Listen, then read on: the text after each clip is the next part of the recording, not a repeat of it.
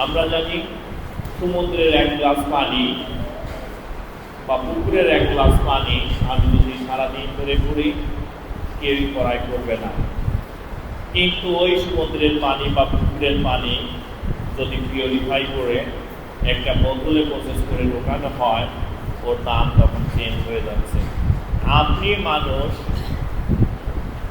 আপনার যখন সারাদিন কর্মঠ পরিশ্রম করছেন, আর একটা মেয়ে মানুষ সারাদিন পরিশ্রম করলে 500 টাকা বা 600 টাকা পাবে। একজন ডাক্তার, সেই মেয়েটাই যখন ডাক্তার হচ্ছে, সে একজন রোগী দেখছে, ঠিক 2 মিনিট বা 3 মিনিটের মধ্যেই সে 1000 টাকা তার ভিজিট নিচ্ছে। ওই মানুষটার সমাজে আসা, ওই মানুষটার সমাজ আমার এই পৃথিবী থেকে চলে যাওয়া, আমার আপনার মধ্যে কি কোনো পার্থক্য আছে? পৃথিবীতে আসার প্রক্রিয়া এক, পৃথিবী থেকে যাওয়ার প্রক্রিয়াও এক, পার্থক্য শুধু প্রসেসিংয়ে। ওর কোয়ালিটি আছে আর আমার আপনার কোয়ালিটি না। তো এই ক্ষেত্রে কোয়ালিটি আর অটোমেটিক আসবে না, কোয়ালিটি ভ্যালু অ্যাড আপনাকেই করতে হবে। এই যে আমাদের ইদ্রিস সাহেব, আমরা যে তালিকা দিয়েছিলাম সেই মানুষগুলোর সাথে সে যোগাযোগ করেছিলেন। স্যার, এই মানুষগুলোকে আমরা সেই মানুষগুলোকেই আমরা সেলাই মেশিন দিতে চাই যারা সেলাই মেশিনের ব্যবহার জানে। আমি এমন মানুষকে সেলাই মেশিন দিব না যে সেলাই মেশিনটা নিয়ে বাসায় ফেলিয়ে রাখবে, কিছুদিন পরে সে বিক্রি করে দেবে। অর্থাৎ আমরা মেশিনটা এমন একটা ব্যক্তিকে দিব যে এই মেশিনটা ব্যবহার করে তার ইনকাম জেনারেট করতে পারে। আপনার কোয়ালিটি যদি না থাকতো আপনি মেশিন পেতেন না। তো এই ক্ষেত্রে আপনি যে প্রিভিলেজ পাচ্ছেন যে আপনার কোয়ালিটি আছে, আপনি এই ক্ষেত্রে এইটা ব্যবহার করে ডিমান্ড তৈরি হবে। যেমন আমাদের এই ব্যাগগুলো আমরা গতদিনে যে বাচ্চাদের ব্যাগ দিয়েছি, এই ব্যাগের ছবি সারা বাংলাদেশে তো ছড়িয়ে গিয়েছে। বিভিন্ন জায়গা থেকে আমাকে ফোন দিচ্ছে যে এই ব্যাগ আপনি কোথায় থেকে তৈরি করবেন। আমি সে আমাদের যে পার্টের ইসে ওই মিলের ইসে তথ্য দিয়ে দিয়েছি, ওইখানে ওরা এখন অর্ডার ক্যারি করে উৎপাদন সম্পূর্ণ করতে পারতেছে।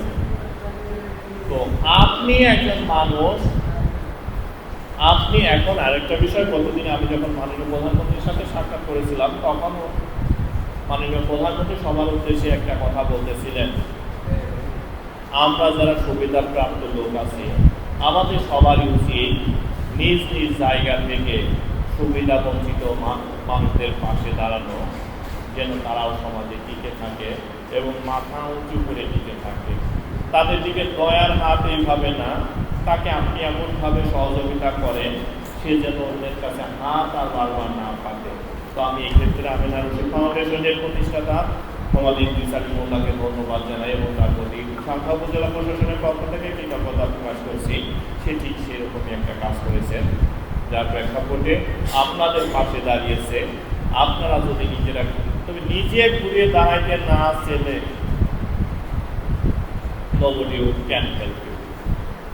আপনার এগিয়ে আসতে আপনাকেই হবে। আপনার যদি আগ্রহ থাকে, আপনার যদি প্রচেষ্টা থাকে, আপনি সাহায্য পাবেন। আর আমি আরেকটা জিনিস সবসময় বিশ্বাস করি, চেষ্টা করলে আল্লাহ তাকে সাহায্য করেন। তো আপনারা চেষ্টা করবেন। আর আমি আসি উপজেলায়, যে কোনো প্রকার সহযোগিতার সে আমার সাথে যোগাযোগ করেন, উপজেলা প্রশাসনের সাথে যোগাযোগ রাখেন। সার্বিকভাবে আমরাও চাই আপনারা উঠে আসেন আর আপনারা মেশিনগুলো নিয়ে উপযুক্ত ব্যবহার নিশ্চিত করেন। যখন ভালো কিছু কাজ জানবেন তখন আমাদের কাছে এইগুলো জানালেন যে কাজগুলো আমি ভালো পারি, তখন দেখা যায় আমরা তো বিভিন্ন উদ্যোক্তা তৈরি নিষে এই কাজগুলো তখন দেখা যায় আপনারা ওই জায়গা থেকে উঠে আনতে পারলাম।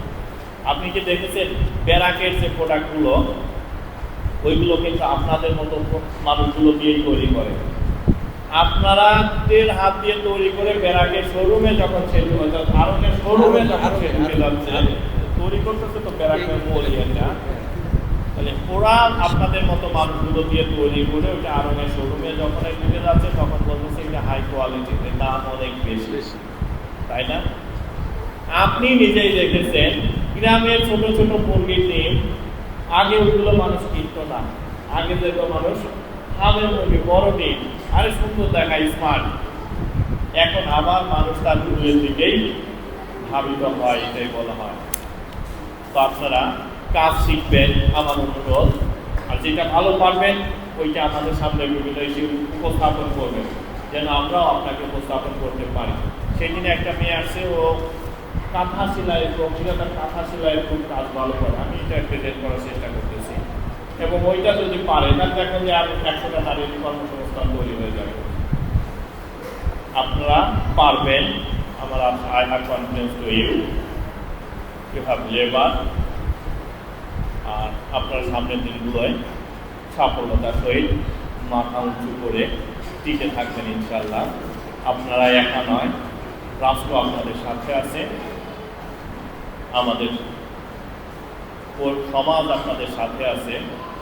সর্বোপরি সামনের দিকে এগিয়ে চলুন। আপনাদের সবার সুস্বাস্থ্য এবং মঙ্গল কামনা করে আমার বক্তব্য শেষ করছি। ধন্যবাদ।